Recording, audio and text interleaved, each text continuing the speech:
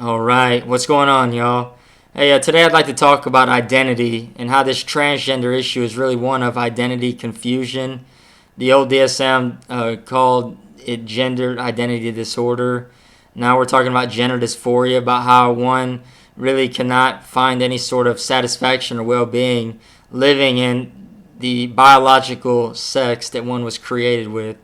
I, being a man, and really addressing this to men out there that struggle as we see the male to female transition that some undergo.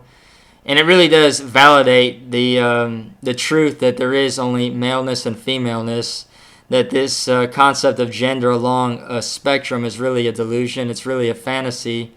And even within the transgender community, we see men who are striving to be women. And and I understand, I speak as one man who understands that what it's like to be full of turmoil and anxiety and dysphoria surrounding assuming manhood. And I want to lay before you, though, that coming into our identity, we're laid with really a choice to pursue. There is only male and female that we can, I think our gender is really at the core of who we are. And so we have a choice. Either we can be men or we can pretend to be women. And coming into that identity is a process. And it takes dedication and it takes discipline to go either way, either towards an authentic masculinity or an artificial femininity. Regardless of which way we go, it takes purpose behind following through with that decision. One requires swimming upstream and really fighting and contending with reality.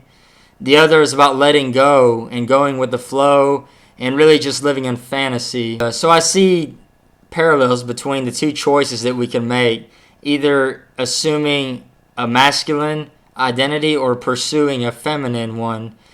Those are the two choices that lay before us, and there's a process that we must go through into assuming that identity and into coming to a full maturation. And only one of them can be true. I know those that have contemplated the transgender issue sense deep within that pursuing the non-biological sex, in my case, as a man, going after a female identity it seems and it feels so true.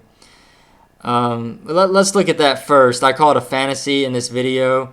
I want to touch on some things at the end about the spiritual nature of this that I do think have bearings on the physical world.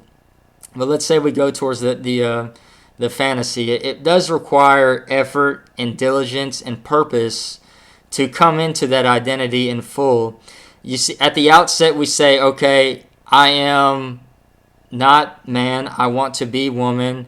And so we enter into a process of learning what every little girl learns as she grows up and learns how to put on makeup. She learns how to walk more feminine, talk more feminine.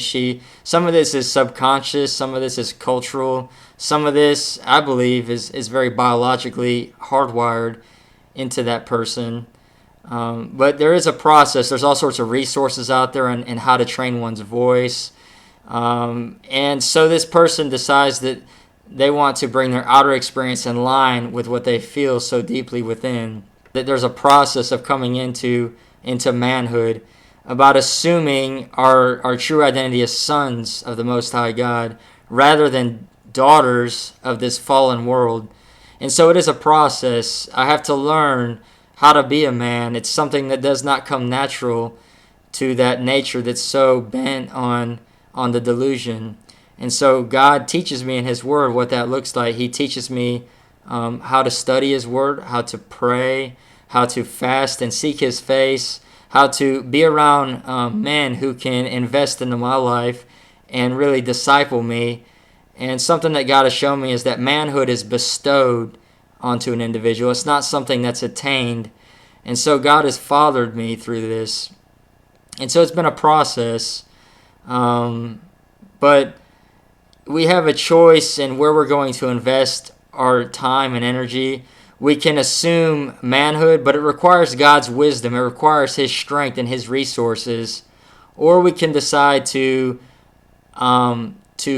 name ourselves, to give ourselves an identity, and it requires only our own imaginations. It only requires our own self-will and effort. Um, and I do on this channel share that there's eternal significance to this, because if we pour all our energy into being more feminine, there is the reality that we will die one day, and then everything that we've invested all of our life to assume what we've called our true identity is no longer worth anything. Those that believe that there is no afterlife, then I would agree that what they did was just as legitimate as anything else. But the truth is that there is a heaven and hell, that one day we will stand before God, and so a lot of my motivation has been to really take an honest look at myself, because I know one day I'm going to have to stand before Him, and I want to be on His side, because He's the one that's in control. He's in charge, and honestly, He does know what's best. In our rebellion, things are so cloudy. God looks tyrannical, and that's because we've set ourselves up as our own God. But as we come in alignment with Him, we have peace with God. There's a flowing of His divine life into us that really allows us to have that peace that is His peace. And there is a supernatural element to both of these paths that we can choose. There is a kingdom of light of God, in whom His Son Jesus has made a way for us to enter into. And there's a kingdom of darkness. There is Satan and a whole host of demonic forces that have an agenda to bring man into captivity, to enslave man into bondage, and ultimately to destroy man.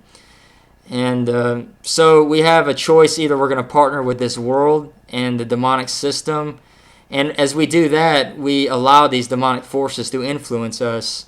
And really, that's why I said before that I think that the transgender issue, even though I know it's a fantasy, I do believe that as we give ourselves over to those lies, that it has bearing upon the physical world. That I wouldn't be surprised if you took a brain scan of a transgendered man that was living as a woman, that it might even look like a woman's brain scan, that some of his bodily systems might function in that way. But I believe it's because not something that was biologically hardwired into that individual.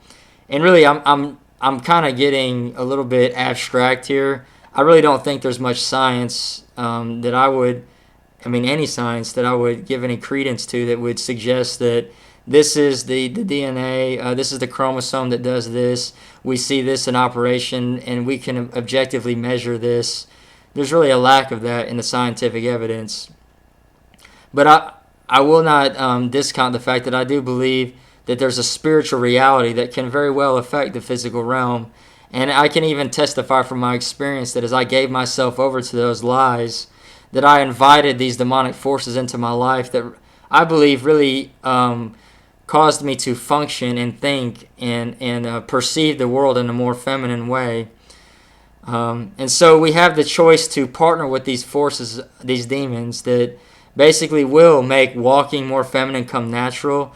It will make talking more feminine come natural. It will make these feminine gestures and postures and attitudes become more natural, because we're tapping into a supernatural reality. And what I'm sharing on this channel is that we have a choice to fight for our true identity, to contend with reality, and to partner with God as we tap into His supernatural power. The things that felt so abnormal to us become normal. It's normal for me to be masculine, to think masculine, to desire my fiance in a masculine way. I'm learning what it is to be a man. And so we have a choice. We're either going to pursue one or the other. And to choose to be a man when you have these desires, I understand, is not easy. These men that go towards feminization have basically said that manhood doesn't work for me. And they find some sort of, incomplete but a counterfeit pleasure and joy in the fantasy. But I hope to share more about the supernatural workings of coming out of that bondage and into freedom. And I just encourage you, man, out there to really think about what you're doing with your energy and your time. Are you pursuing this fantasy, or you're building your life around it? Or are you investing everything you have into it? Has it become the center of your attention and awareness? Ultimately, that is idolatry. It is our God if we do that. And I'm not innocent of that charge. I've been there. Or we can focus our energy on eternal things and something that not only has an value in the afterlife, but even in this life it pays dividends. And I'm beginning to reap some of those benefits, and really the joy that there is in being who I am in Christ, as He created me to be a son of God and not a daughter of this fallen world. And so, anyhow, I wish y'all well on whatever aspect, whatever part of the journey that you're on. Whether you're coming to terms with God as an unbeliever, or whether you're wrestling with this in the faith. I encourage you to message me, and I'm willing to pray with you and walk with you as I continue to get the help I need. May the Lord bless you, and I'll talk to you soon. Bye-bye.